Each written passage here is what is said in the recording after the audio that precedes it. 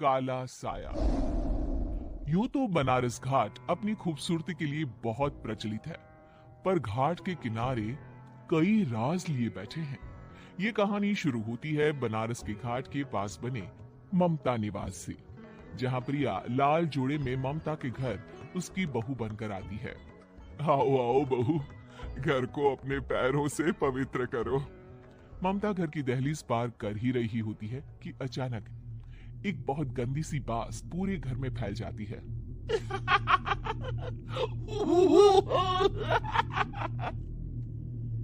ये बदबू और ये आवाजें, ये कौन हंस रहा है माँ?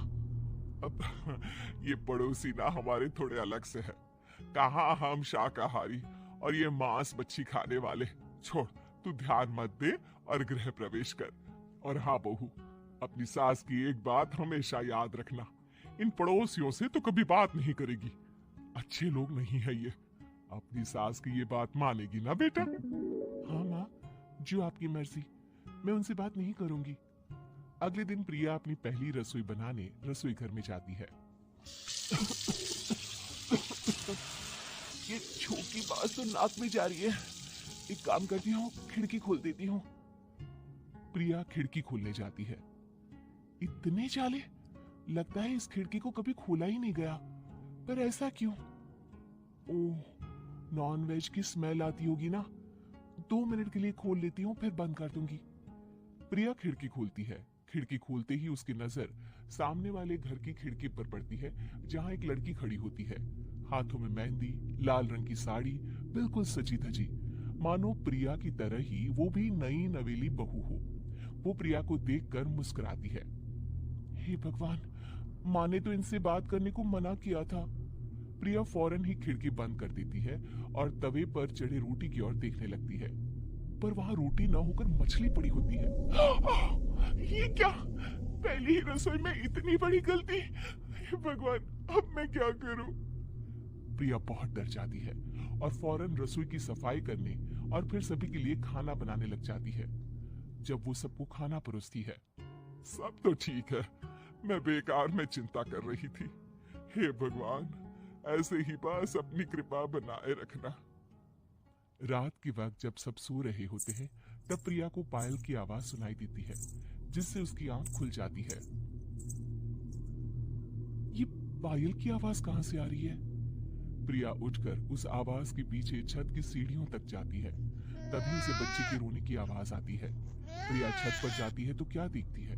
वही लाल साड़ी वाली लड़की अपनी गोद में एक नवजात बच्चे को घुमा घुमा कर सुला रही है। तभी प्रिया की नजर उसके पेट पर पड़ती है।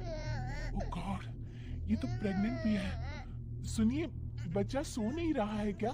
मैं कुछ मदद करूं? नहीं नहीं, आपके घर वालों को अच्छा नहीं लगेगा, मैं संभाल लूंगी। स्नेहा की गोद से बच्चा हाथ मारकर प्रिया की गोद में आने को छटपटाने लगता है।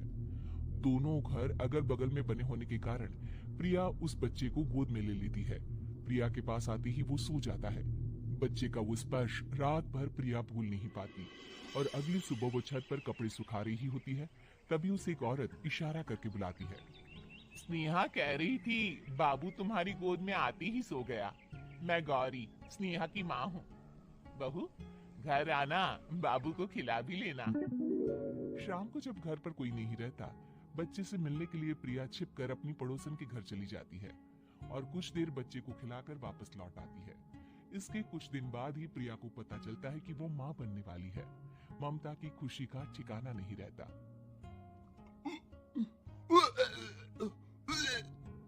माँ जी, पता नहीं क्यों उल्टी आ रही है।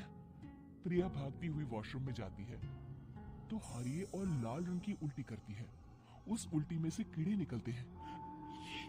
ये क्या? खून और ये कीड़े! माँ! माँ! प्रिया की आवाज सुनकर ममता दौड़कर आती है, पर बेसिन में कुछ नहीं होता। प्रिया हक्की बक्की रह जाती है। ये सब क्या हो रहा है? प्रिया घबरा जाती है और अपने कमरे में जाकर सो जाती है। डर के कारण वो इतनी थक जाती है कि उसकी आंख लग जाती है।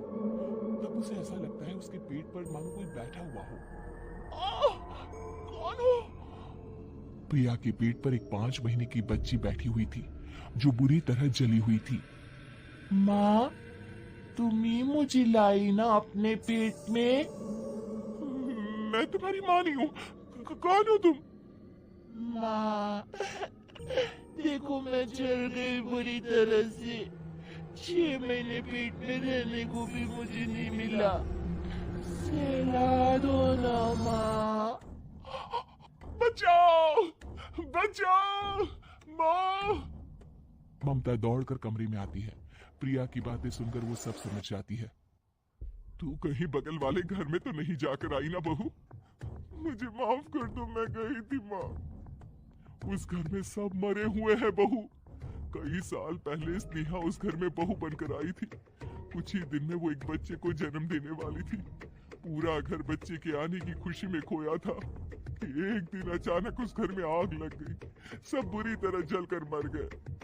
गौरी आज भी दादी बनने का इंतजार कर रही है और इसीलिए स्नेहा ने अपना अजन्मा बच्चा तुम्हारी कोख में डाल दिया। ममता ये कह रही होती कि पीछे से उसके पैरों को एक बच्चा पकड़ लेता है।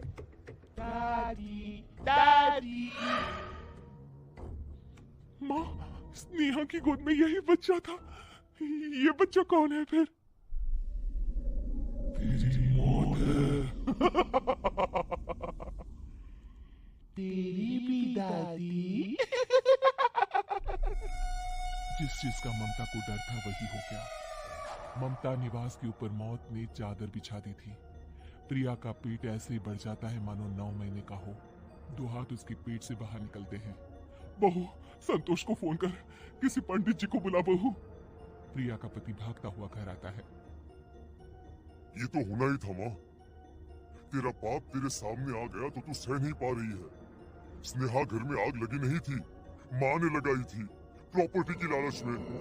और वो बच्चा मेरी पहली पत्नी का बच्चा है, मेरा बेटा, जो कि उस आग की चपेट का शिकार हो गया था। मैंने तुमसे ये सब माँ के कहने पर छुपाया था। मुझे माफ कर दो प्रिया। तुम अगर चाहो तो यहाँ से जा सकती हो। मैं तुम्हें किसी भी बंधन में रखना नहीं चाहता। मेरी शादी हुई है आपसे, मैं आपको छोड़ नहीं सकती, पर उससे पहले हमें स्नेहा, उसकी माँ और बच्चे की आत्मा की शांति करवानी होगी। संतोष और ममता गौरी के घर जाते हैं। अंदर सब कुछ जला हुआ होता है। जमीन पर जली हुई लाशें बिखरी हुई थी। ममता रो रो कर अपनी करने की माफी गौरी से मांगती है। प्रिया स्नेहा के घर वालों का अंतिम संस्कार करवा देती है और ममता निवास फिर से आत्माओं के साए से मुक्त हो जाता है।